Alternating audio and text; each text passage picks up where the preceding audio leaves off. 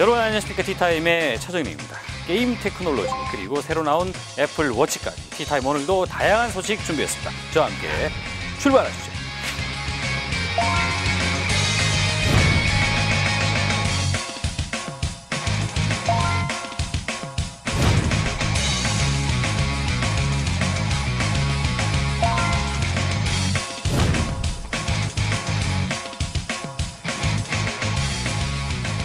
E3 쇼 같은 경우는 전자 엔터테인먼트를 총괄하는 전시회를 뜻합니다. 대표적으로 가상현실을 들 수 있겠죠. 가상현실, 증강현실 자체가 없었던 기술이 아니기 때문에 물론 이것조차도 대단한 건 사실입니다. 썸머 레슨에 대한 얘기를 좀 해야 할 것 같습니다. 야한 거 아니에요?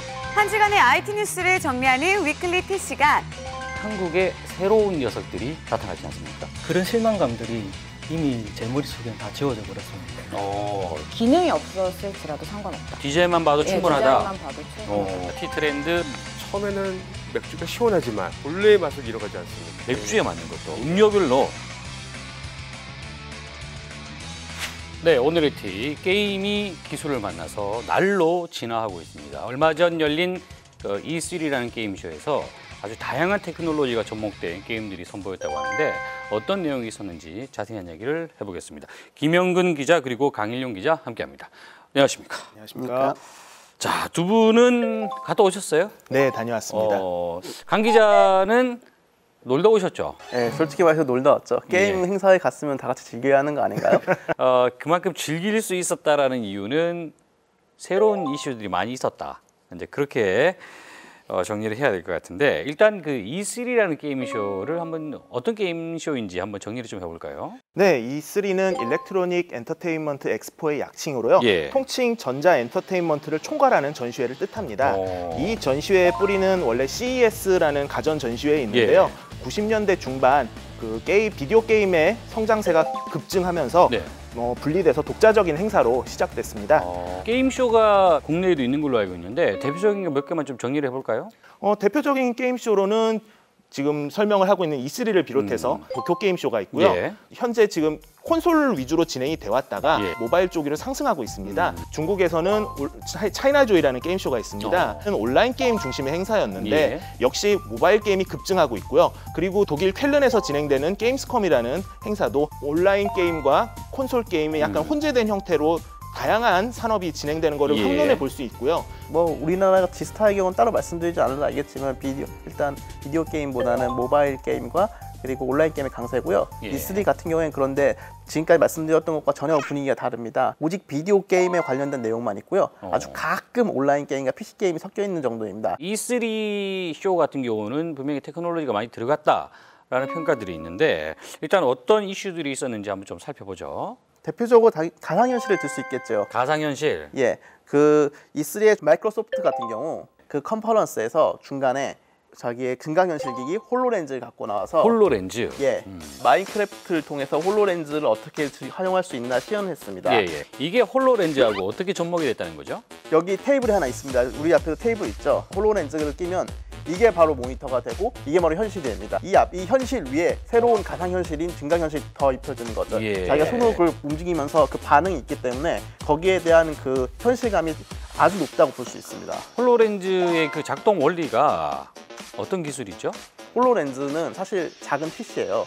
이 안에 인텔 아톰 프로세서가 들어있어서 그 프로세서가 그래픽 신호를 모두 다 무선으로 받아서 그것을 내 눈에 다 전송해 주는 겁니다. 3중으로 돼 있는 그 안경 글래스 사이에 그 정확하게 그 현실 위에 마그를 입히는 정확한 막이 있습니다. 거기에다 투사해서 시력 손상을 발생하지 않으면서도 현실 위에 그 가상현실을 입힐 수 있도록 그 구조가 완성되어 있는 상태입니다. 홀로렌즈는 그 마이크로소프트가 지난 그 개발자 회의 때 선보였는데 정말 그 애지중지 다뤄가지고 베일에 쌓여져 있다라고 했는데 이번에 이제 공개를 했다는 얘기예요. 이번에는 마이크로소프트의 게임 중에 헤일로 5라는 게임이 있습니다. 그 게임에 있어서 새로운 멀티플레이 모드인 워존을 공개를 했는데 실제 자기가 분위된 것처럼 브리핑을 받으러 가는 장면을 홀로렌즈로 쓰고서 참석하도록 했습니다.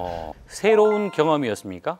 증강현실 자체가 없었던 기술이 아니기 때문에 단지 조금 더 한 단계 더 발전된 체험을 주는, 물론 이것조차도 대단한 건 사실입니다. 독서를 날리기로 유명한 강 기자, 냉정한 평가가.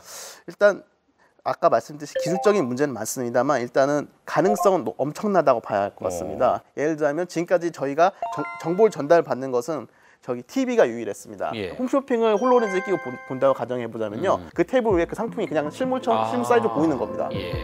가상 회의를 만약 회의를 한다고 치면 어떻게 될까요? 맞은편에 있는 5명이 서로 다 홀로렌즈 서로 다 보이게 할 수 있다는 거죠. 그런 식으로 현실에 좀 더 확장할 수 있다는 의미에서 큰 가능성이 있는 기기라고 저는 보고 있습니다. 자, 다음 또 이슈가 될 만한 게 뭐죠? 소니의 프로젝트 모피어스를 들 수 있을 것 같습니다. 아, 모피어스가 살아있다는 얘기입니까? 예.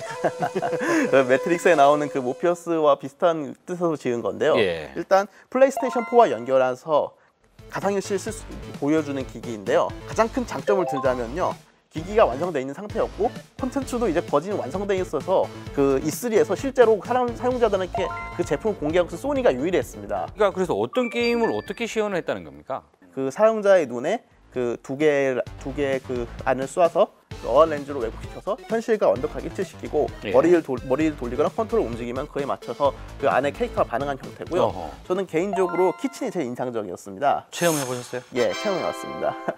원래 공포 게임입니다. 예. 일단 시작하니까 제가 묶여 있었어요.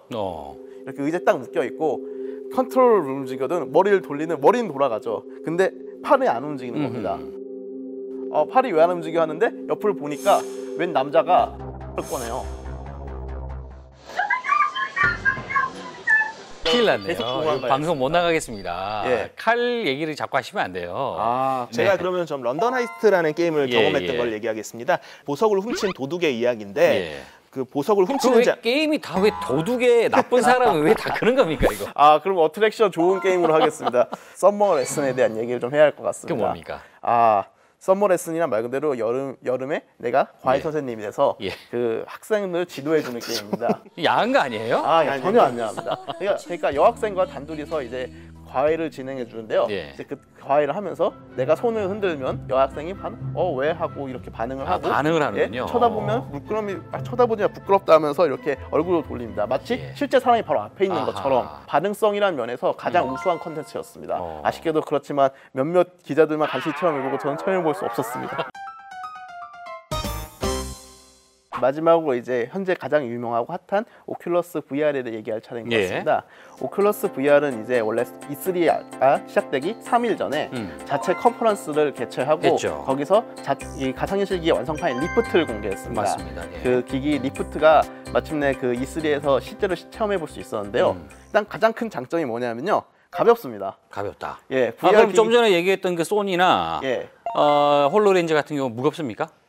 소니는 그렇게 무겁지는 않은 편인데요. 그래도 오래 쓰면 좀 부담될 정도였고요. 홀로렌즈는 좀 많이 무거웠습니다. 반면에 오큘러스는 좀 가벼웠다는 얘기예요. 예, 실제로 내놓기 판매하기 위한 제품이기 때문이죠. 오큘러스는 그동안 많이 알려진 내용 말고 좀 더 업그레이드된 내용이 있었습니까? 일단 마이크로소프트가 손을 잡았습니다. 그 엑스박스 원 그 비디오 게임기에 컨트롤러만 떼와서 게임을 조작할 수 있게, 그리고 바로 앞에 카메라가 있습니다. 사용자에게 움직임을 인식하는 콘스텔라레이션이라는 이름의 특이한 카메라가 있는데요. 그걸 통해서 사용자의 움직임을 정확하게 인식하는 기기까지 해서 그렇게 셋이 한 몸처럼 움직이게 세팅이 되어 있었습니다. 그래요? 그거와 별도로 손에 직접 쥐는 컨트롤러가 새로 발표됐습니다.